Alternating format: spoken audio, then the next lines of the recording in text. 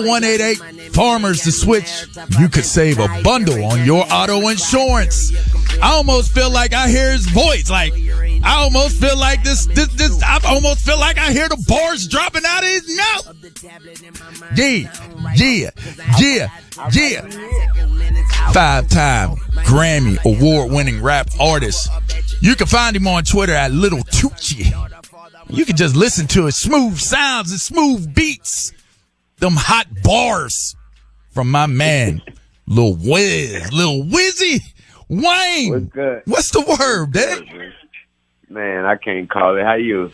Man, we're so happy to have you on the show, man. I mean, we, us little people are blessed with having one of the biggest legends of all time on the show, man. We just happy that you came on, stopped by, kicked it with your boys, man. Oh, man, I couldn't wait to do it. I already told you that. Indeed. 17, what up? What's up, man? How you? You good? Man, everything beautiful, baby. You know what it is, man. All good, I already know, man. I already know. So we got TJ, we got Plex, we got LeVar, we got Wayne in the building. I want to jump right into it because there's just so many things that we want to know. And one of the biggest things that I always wondered about in listening to you and following your career is when you think about where sports culture is right now, Wayne, you got to think the hairstyles, the tattoos, the just the way people bring it, the way they dress, all kinds of different things is all relatable to what takes place in the entertainment industry. And when you think about guys who have transcended, in the game, you think of AI, you think of like Mike Vick. But when it comes down to like people within the rap game, you're the name that comes up as an influential person for the entire generation that's taking place right now. Was that a plan or did it just happen? I wouldn't say it was a plan. I would honestly, it's a blessing, honestly, LeVar. That's what it really is. It's a blessing. It's just, I'm consistent, man, just consistent. And I think they latched on to the point, the fact that I never stopped. And I figure out a way to recreate and figure out a way to stay valid in each generation, in each culture. You know what I mean? I figure out a way to, and I think, if anybody doing what I'm doing, and if anybody in the music business are rapping for sure, and they watching from the sideline, I would hope I set a great example, and I would hope somebody would want to follow my footsteps. So, yeah, it wasn't a plan, but just it was happened. God's plan. Indeed. Let me ask you this, and I'm sure you've been asked this question before. You're from New Orleans. How the hell are you a Green Bay Packer fan? That makes I'm lost by that. How does that happen? Man, listen. So my father, he's my late father, Reginald. We call him Rabbit. So man, remember the Super Bowl came to New Orleans, man.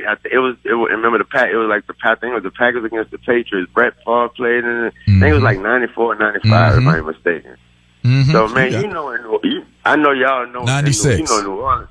Yeah, it's small down there, man. So at the time, like literally, bro, my father didn't even know who was playing in the Super Bowl. Truthfully, he really didn't. He wasn't even a sports fan like that. If it wasn't the Saints, he didn't care nothing. You know what I mean?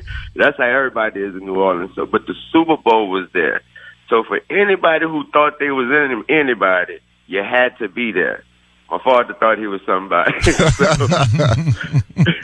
So he was in there, and so, but what happened was, he just, that was a once in a lifetime thing for him. So he took home all the memorabilia that he could. And so obviously all the memorabilia he got was Super Bowl winning champs, Green Bay.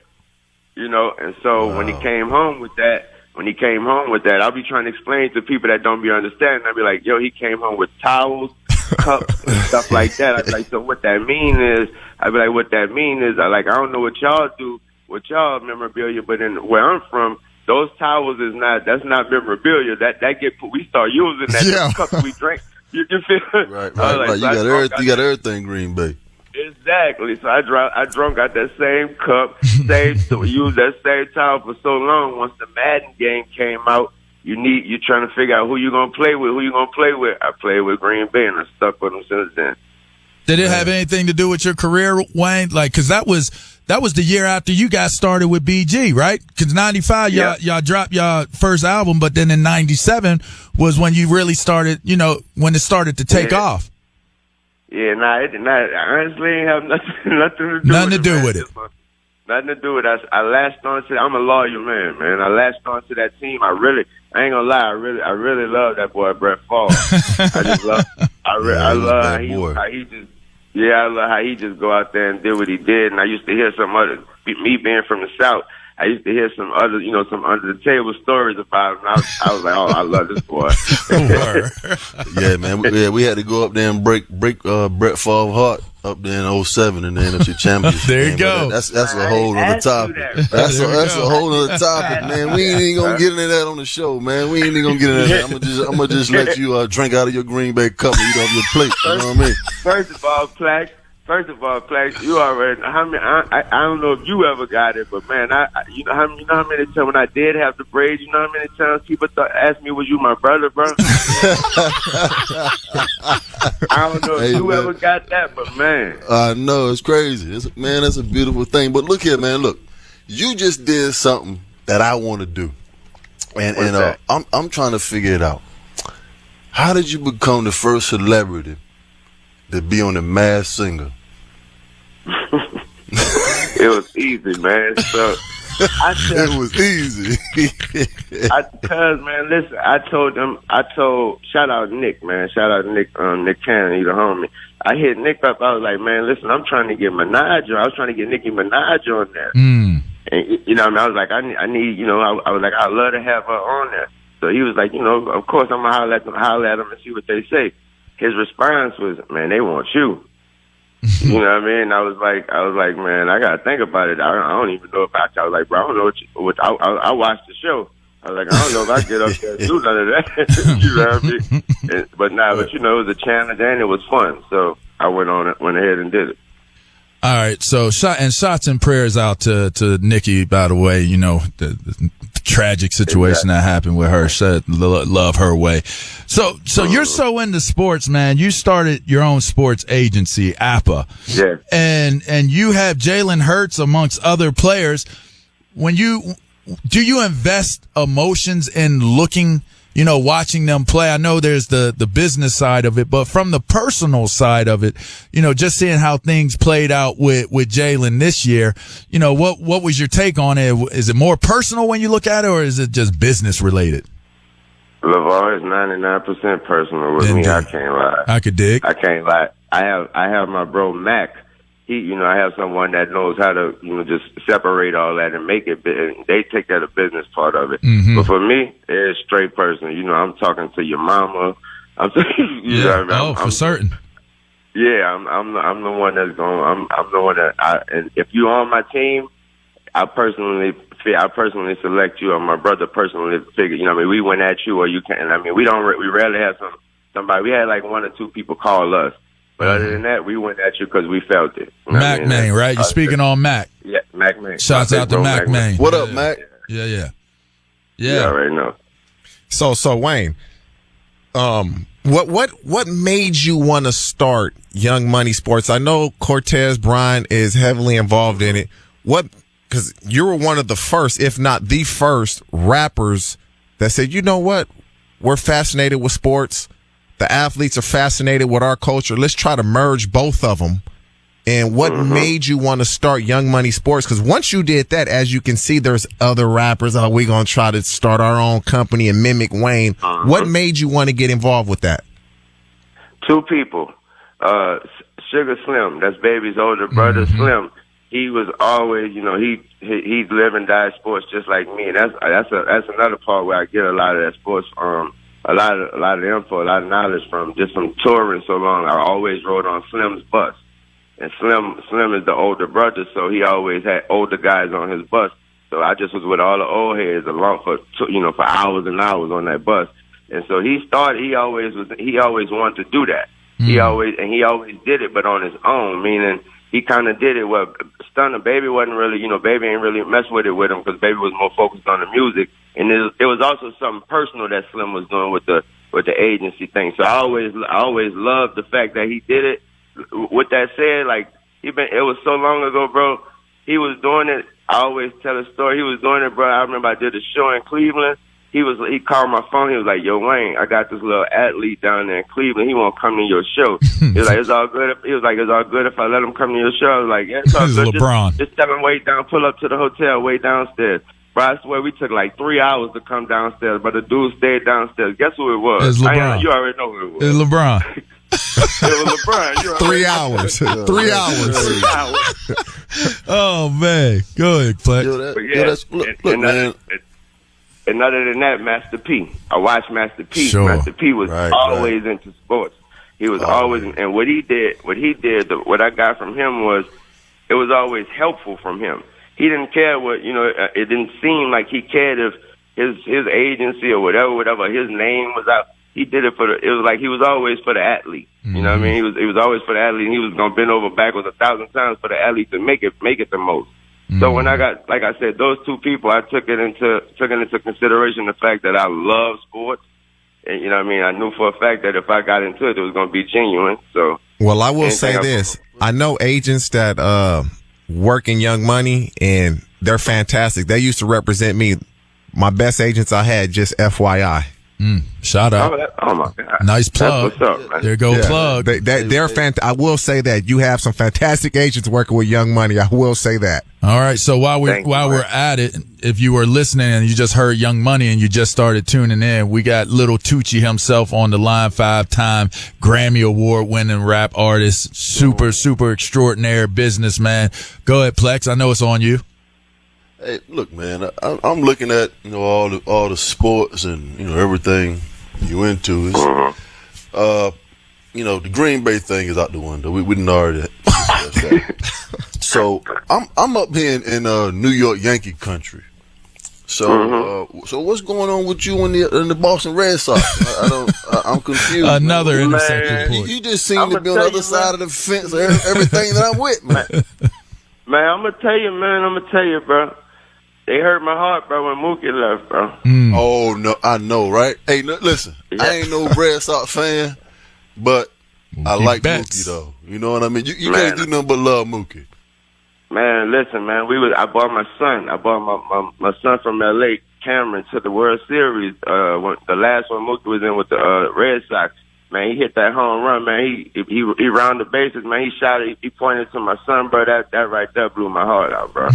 That right there. So when he left the Reds, I was kind of like, I don't know.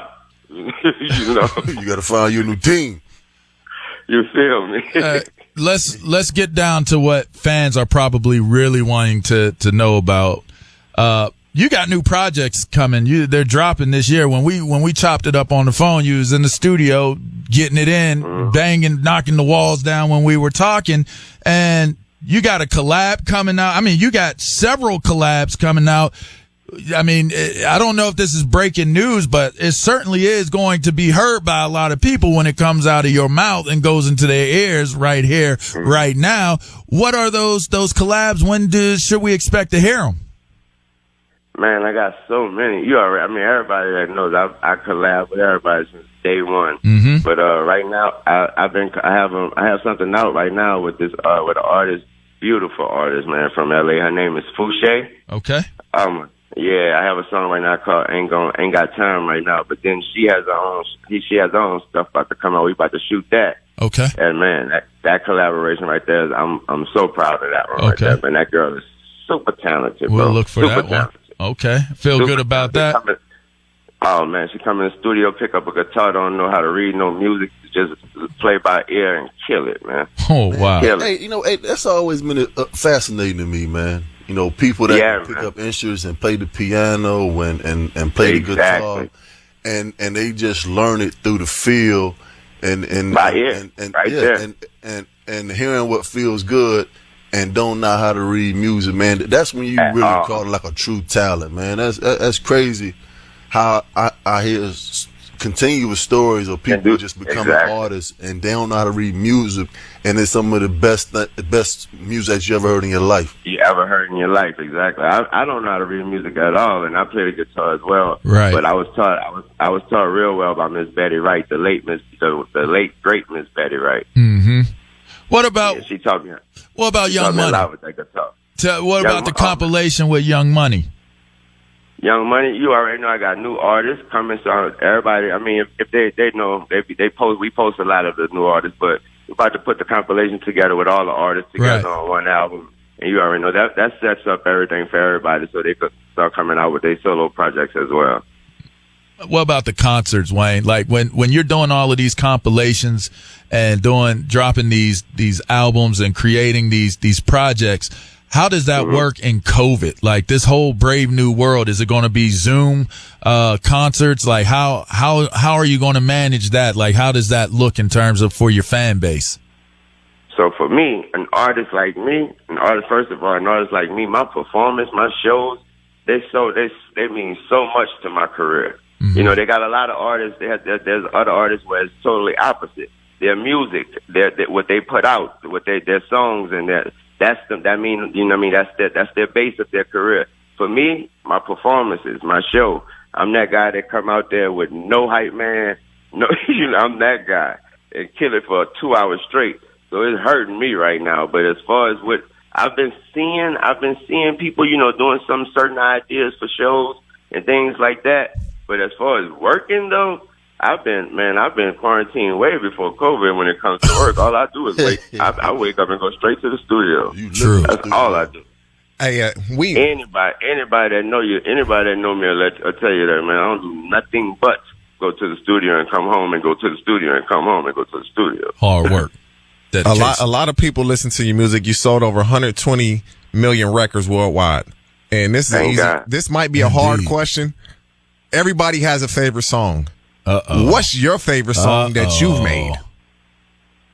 My favorite song is the one I recorded last night. What's the name of it? It ain't even got a name yet. It ain't got a name yet? Huh? Do it got a title yet? Of course, it's called Rocket Fire. Boom. Rocket Fire. Yeah, it was called Rocket Fire. Just made. All right, so we're going to be looking forward to hearing that. Fresh off the press. Fresh off the press. Go ahead, Plex. By the way, man, that TJ, that's gonna always be my answer too. It's always the next one, right?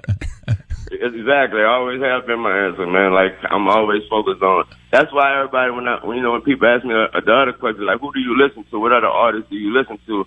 Some people get offended when I say just me, because I'm listening to what I just recorded last night, trying to make sure it's okay. Right, as you should. Yo, exactly. man. Also, you can't have no influences. You listen to too many people. That's you when start sounding your like music them. starts sounding like theirs. Yeah, exactly. yeah. Well, that's why so many people sound like you now. Yeah. Yeah. Well, that right there is homage. I'm talking about when you actually the people that's like when you're a new artist and you're coming out sounding just like another new artist. That's what I mean. Yeah. You don't want that. Yeah, you're right. Yo, that's kind of what I wanted to get to, man. I came from an era of, tape decks and, flipping the tape over to rewind it. Sir, I did too. I'm 38. Back in the early and late 80s, man. But the evolution of music, is just went to a whole other platform. So, the evolution of just you and keeping up and being in the game, 20 years now? 20 strong. Jeez. Yeah, just tell us about the evolution, man, and remaining relative and the creativity of just, confidence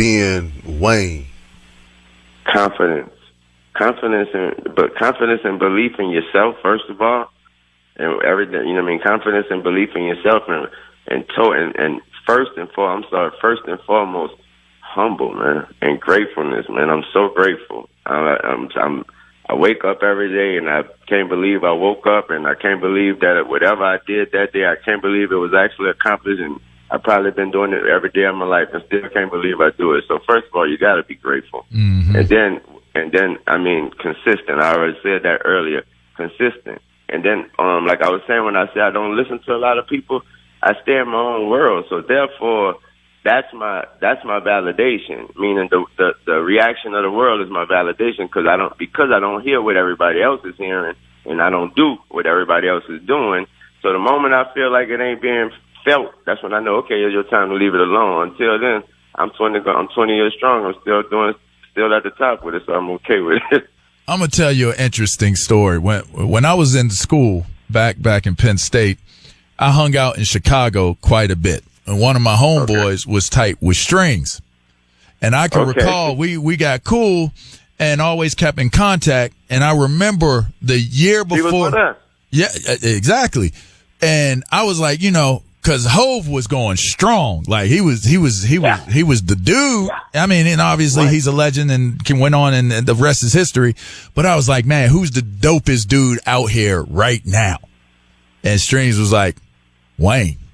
Like didn't stutter, didn't stumble. It was like, it's Wayne. And I could tell you, bro. I can tell you, I know you're not lying. I can tell you, I know you ain't lying, because me and her was very. She treated me like a real little brother. She wanted to know what you about to say on this song. Let me hear it. Right. She just say that. She was one of them. Man, could go and super talented. I always was a fan of you guys, and at that period of time. But then you blew up. What, like, there's only one or two people, you know, Nas. You know, there's a couple other guys that you could say when that time frame where Hove was dropping hammers on people that actually really, really established themselves, and you're one of them. Do you think about that? Like, how does that make you feel? Because in the grand scheme of things, they got to say you're one of the greatest ever, and that's with Big, Pac, Nas, Jay, you name it. How does that make you feel? You got to throw Scarface in there, too. Oh, you definitely better. Gotta go throw Scarface in there too. You already know, man. But how does that make you feel, man? Man, honestly, like I told you, humble and grateful, man. And I don't stop a second to see which way the wind blowing, man. I just keep going. True. So I really don't know how to feel yet. I think whenever I do stop to see what it feels like, I'll be able to tell you then. But until, it's just a beautiful, beautiful, beautiful journey. Hey, yo, check this out, man. So back in 2001, I was sponsored by Reebok. So I couldn't get enough leather white Reeboks, white T-shirts, and blue jeans. I couldn't get enough back in 2000, man, 2001, man. So, man, always a pleasure to link with you. Weezy. Man. Just sit back and watch the greats become royalty, man. So just keep doing your numbers, baby. Yeah, when the country opened up, you had that concert, man. You got to invite us out. Man, come on, man. You already know, man. We're gonna be there. This right here is forever now, man. Indeed. That's Lil Wayne right there. Hey, man, look, we're gonna open up the cipher next time. Like, this ain't the last time. I thought you was gonna have something written. We're gonna open up the cipher with Wayne when he comes back, don't man. Listen to them bars, man. Shouts out to our guy Lil Wayne, fan to the show. Family to the show, 5-time Grammy Award winning rap artist. You can catch him on Twitter at Lil Tucci. You can catch him at Lil Tucci on IG too. But we're gonna bring you back on, man. This has been a pleasure, man. We appreciate you coming on. Can't wait. Likewise. What up? Shout out TJ Love. Appreciate you, bro. Indeed. For real. Likewise. All right, this is Up on Game. That was Lil Wayne. That's TJ Hushmanzada, Plexico Burris. I'm LeVar Arrington. This is Fox Sports Radio. We're going to take a quick break, and we're going to hit that finish line, hit that tape at the finish line. Yeah, Up on Game.